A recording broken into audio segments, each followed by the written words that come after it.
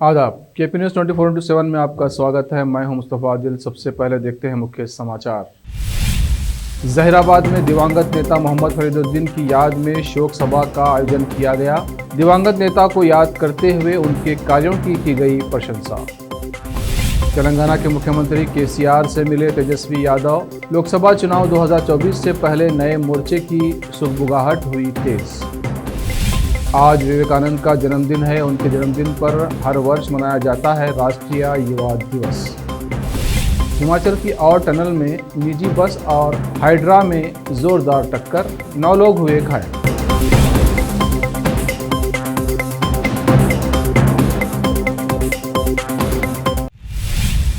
अब समाचार विस्तार से।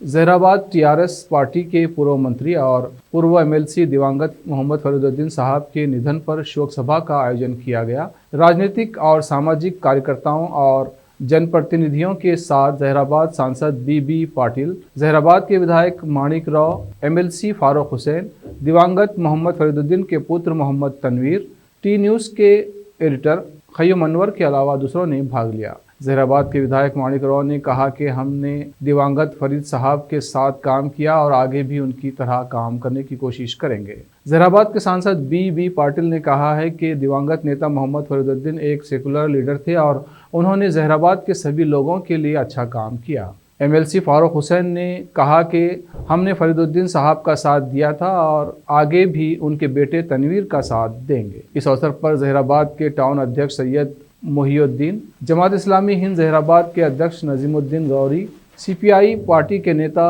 जलालुद्दीन, पूर्व नगर अध्यक्ष मोहम्मद याकूब अली, मोहम्मद यूनुस पूर्व पार्षद, दिवंगत पूर्व मंत्री मोहम्मद फरीदुद्दीन साहब के अनुयायी भी मौजूद थे। केपी न्यूज़ के संवाददाता खुसरो अहमद की रिपोर्ट।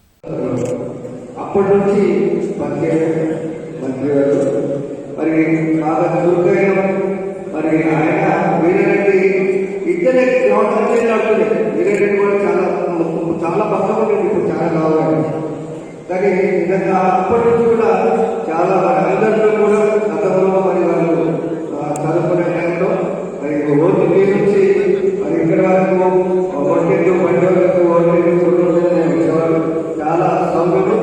ఆ తర్వాత కూడా మరి మధ్యలో క్రిస్మస్ అయిపోయిన తర్వాత మరి మరి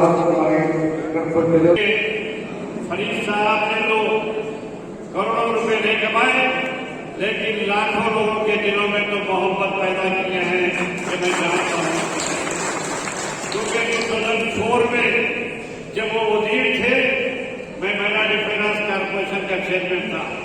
सारे आंध्र प्रदेश में हमको फिरने का मौका मिला, जाने का मौका मिला, लेकिन फरीदुद्दीन साहब एक ऐसे शरीफ आदमी थे।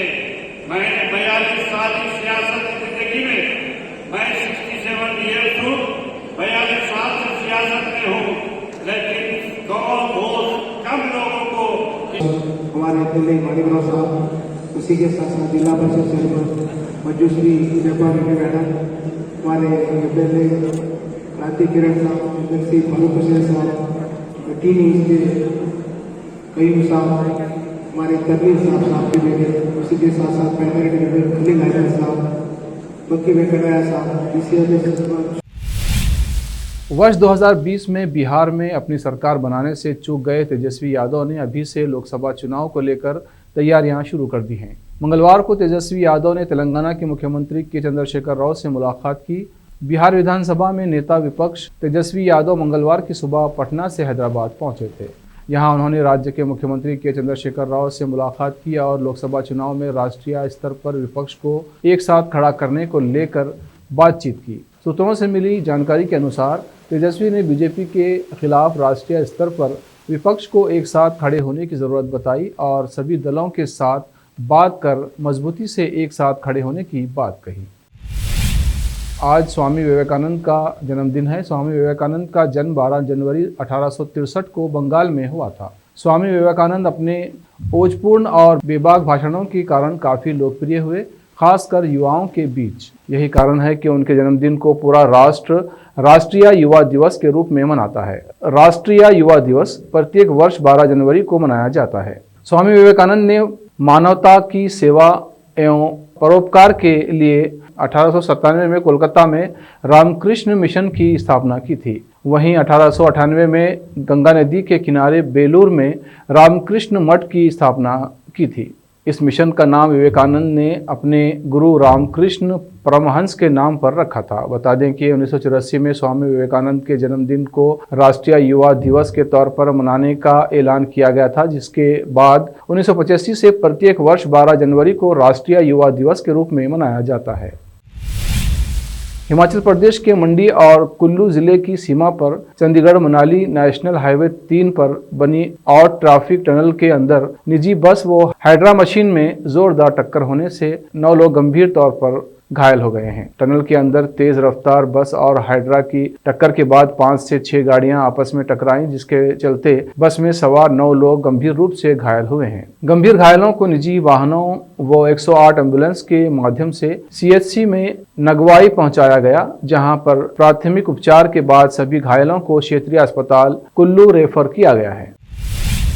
झारखंड में लातेहार जिले में रेल इंजन और ट्राली के बीच भिड़ंत में 3 लोगों की मौत हो गई है। इस हादसे में 2 अन्य लोग घायल हुए हैं। घटना चंदवा थाना क्षेत्र के नंदरा और मैकलुस्कीगंज रेलवे स्टेशन के बीच की है। रेलवे सूत्रों ने बताया कि मंगलवार को रेलवे की बिजली दुरुस्त करने वाली रेल इंजन और रेलवे की पटरी को चेक करने वाली ट्राली की आपस में भिड़ंत हो गई। दुर्घटना में मारे गए रेल कर्मियों की पहचान junior engineer Prince Kumar, teleman Niranjan Kumar और राजमुनि के रूप में की गई है, जबकि घायलों के नाम श्रवण कुमार और एक अन्य शामिल हैं। घायलों को चंदवा CHC में भर्ती करवाया गया है, जहां उनकी हालत स्थिर बताई गई है। टक्कर की सूचना मिलने पर फौरन टोरी रेलवे जंक्शन से अधिकारियों का दल घटनास्थल पर पहुंचा। अब वक्त है ब्रेक का, ब्रेक के बाद जल्द लौटते हैं। हिंदुस्तान के हर कोने में हम हैं मौजूद। 24 घंटे हालात पर गहरी नजर, खबरों से जुड़े चुपते सवालात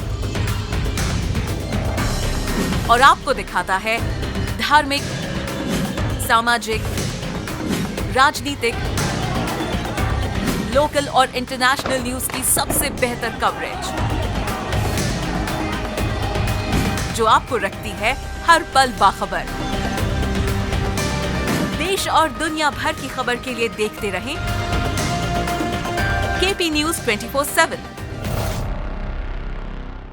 नूर एजुकेशन ट्रस्ट बीदर की ओर से चलाए जाने वाला Noor MEd college Bidar, recognised by NCTE Delhi and affiliated to Gulbarga university Gulbarga. Admission are open for the academic year 2021-22। विशेषज्ञ और सक्षम शिक्षकों द्वारा शिक्षा प्राप्त करने के लिए नूर एमएड कॉलेज में दाखिला लें और शांत वातावरण में शिक्षा प्राप्त करें। बीदर शहर में बेहतर शिक्षा का एकमात्र केंद्र Noor MEd college, Shahpur gate, Bidar. Phone numbers 9945283920, 8482221297। Break के बाद फिर एक बार आपका स्वागत है। आइए देखते हैं आगे के समाचार। देश की राजधानी के इंदिरा गांधी इंटरनेशनल एयरपोर्ट पर कस्टम विभाग के हाथ बड़ी कामयाबी लगी है। IGI एयरपोर्ट पर करीब 7.5 करोड़ रुपए की हीरोइन जब्त की गई है। हीरोइन को कैप्सूल में छुपा कर लाया गया था। शारजा से आई एक विदेशी महिला के बैग से मिले हीरोइन के 107 कैप्सूल मिले हैं। वो बैग में हीरोइन से भरे इन कैप्सूल को छिपा कर हिंदुस्तान लाई थी। ये 1060 ग्राम फाइन क्वालिटी की हीरोइन है। आरोपी महिला को NDPS एक्ट में गिरफ्तार किया गया है। आरोपी महिला के तार ड्रग तस्करी के एक बड़े इंटरनेशनल गिरोह से जुड़े बताए जा रहे हैं। लावारिस मवेशियों के फसल को नुकसान पहुंचाने से नाराज होकर मध्य प्रदेश के भिंड जिले के एक कस्बे के निवासियों एवं किसानों ने अकोड़ा नगर परिसर में सैकड़ों गायों को बंद कर दिया है। अकोड़ा के मुख्य नगरपालिका अधिकारी रामभान सिंह भदौरिया ने मंगलवार को बताया कि अकोड़ा कस्बे के निवासियों और किसानों ने सोमवार को अकोड़ा नगर परिषद के परिसर में करीब 700 से 800 गायों को खदेड़ दिया और गेट लगाकर उन्हें बंद कर दिया। उन्होंने कहा कि ग्रामीणों का दावा है कि ये मवेशी उनकी फसलों को नुकसान पहुंचा रहे हैं और आरोप लगाया है कि उन्हें गौशालाओं में नहीं भेजा जा रहा है। भदौरिया ने बताया कि ये गायें अभी भी परिसर में ही हैं और उनके चारे का बंदोबस्त किया गया है। मध्य प्रदेश में एक महिला पुलिसकर्मी ने सरेआम एक युवक के साथ बदतमीजी की और उसे जोरदार थप्पड़ जड़ दिया। ये घटना राज्य के रीवा की है। इस घटना से जुड़ी वीडियो तेजी से वायरल हो रही है और महिला पुलिसकर्मी का ये बर्ताव किसी को भी पसंद नहीं आ रहा है। दरअसल वायरल हो रहे इस वीडियो में महिला पुलिसकर्मी युवक के साथ गलत व्यवहार करते हुए दिख रही है। महिला पुलिसकर्मी ने पहले युवक से अपनी पैंट को साफ करवाया, उसके बाद युवक को थप्पड़ जड़ दिया। वहीं महिला पुलिसकर्मी की ये बदतमीजी सड़क पर खड़े लोग देखते रह गए। ये घटना सिरमौर चौक की बताई जा रही है। दरअसल बाइक हटाते हुए युवक से महिला पुलिसकर्मी के पैंट पर कीचड़ लग गया था। पैंट गंदी होने के कारण महिला पुलिसकर्मी को गुस्सा आ गया। इसके बाद महिला कांस्टेबल ने पहले तो युवक से अपनी पैंट को अच्छे से साफ कराया। वहीं जैसे ही पैंट साफ हो गई, महिला पुलिसकर्मी ने युवक को तमाचा जड़ दिया और वहां से चली गई। हालांकि इस दौरान वहां खड़े लोगों ने वीडियो बना लिया और अब ये वीडियो सोशल मीडिया पर तेजी से वायरल हो रहा है। उत्तर प्रदेश में थूक की रोटी बनाने का एक और वीडियो वायरल हो रहा है। मेरठ के बाद अब राजधानी लखनऊ में रोटी पर थूकने का एक वीडियो सामने आया है, जिसमें एक शख्स ढाबे पर थूक कर ओवन में रोटी पकाता नजर आ रहा है। किसी ने इस शख्स की हरकत को कैमरे में कैद कर लिया, साथ ही वो वीडियो वायरल कर दिया। मोबाइल फोन से रिकॉर्ड किए गए इस वीडियो में दिखाया गया है कि कैसे रोटी पर थूका जा रहा है। हालांकि अब मामला पुलिस तक पहुंच गया है। दरअसल थूक कर रोटी बनाने का ये वीडियो काकोरी के इमाम अली होटल का बताया जा रहा है। इस वीडियो पर कार्रवाई करते हुए काकोरी पुलिस ने होटल मालिक याकूब और उसके 4 कर्मचारियों को गिरफ्तार कर लिया है। फिलहाल पुलिस वायरल वीडियो की जाँच कर रही है। हर लड़की की तमन्ना होती है कि उसके बाल खूबसूरत, लंबे और रेशमी हों। हालांकि 6.5 फीट लंबे बालों की कल्पना शायद ही कोई कर सकता है। यूक्रेन की रहने वाली एलोना क्रेवेंशेको ने इसी सपने को साकार कर दिखाया है। उनके लहराते हुए बाल देखकर आपको लगेगा कि वे किसी परिकथा से निकलकर बाहर आई हैं, लेकिन एलेना के बाल एक आश्चर्यजनक हकीकत है। उनकी लंबाई एक औसत इंसान की लंबाई से भी ज्यादा है। एलोना क्रेवेंशेको के बालों की लंबाई 6.5 फीट है, यानी एक अच्छे खासे इंसान की लंबाई से भी कुछ इंच ज्यादा। उनके बाल इतने लंबे हैं कि सिर्फ बालों से ही उनका पूरा शरीर ढक जाता है। एलोना के बाल बहुत ही खूबसूरत और सुनहरे हैं। इनके बालों को देखकर आपको लगेगा कि ये डिज्नी की एक राजकुमारी हैं। 35 साल की एलोना की तस्वीरें इंटरनेट पर अक्सर धमाल मचाती रहती हैं। पेशे से बिजनेस वीमेन एलोना यूक्रेन के ओडेसा में रहती हैं और इंस्टाग्राम पर अपनी जिंदगी से जुड़ी हुई तमाम तस्वीरें और वीडियो शेयर करती रहती हैं। वे बालों को महिलाओं की खूबसूरती से जोड़कर देखती हैं और उन्हें इनसे बेहद प्यार है। एलोना बताती हैं कि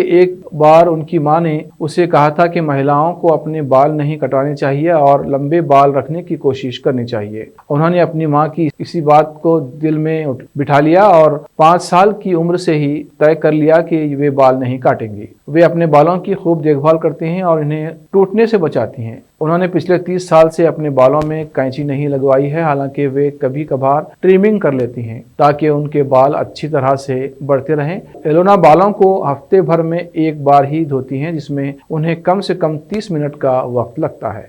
वो गीले बाल में कभी कंघी नहीं करती ताकि उनके बाल टूटे नहीं। एलोना के बालों की लंबाई उनकी अपनी लंबाई से भी ज्यादा है। आखिर में फिर एक बार देखते हैं मुख्य समाचार। जहीराबाद में दिवंगत नेता मोहम्मद फरीदुद्दीन की याद में शोक सभा का आयोजन किया गया। दिवंगत नेता को याद करते हुए उनके कार्यों की गई प्रशंसा। तेलंगाना के मुख्यमंत्री केसीआर से मिले तेजस्वी यादव। लोकसभा चुनाव 2024 से पहले नए मोर्चे की सुगबुगाहट हुई तेज। आज विवेकानंद का जन्मदिन है। उनके जन्मदिन पर हर वर्ष मनाया जाता है राष्ट्रीय युवा दिवस। हिमाचल की और टनल में निजी बस और हाइड्रा में जोरदार टक्कर, 9 लोग हुए घायल।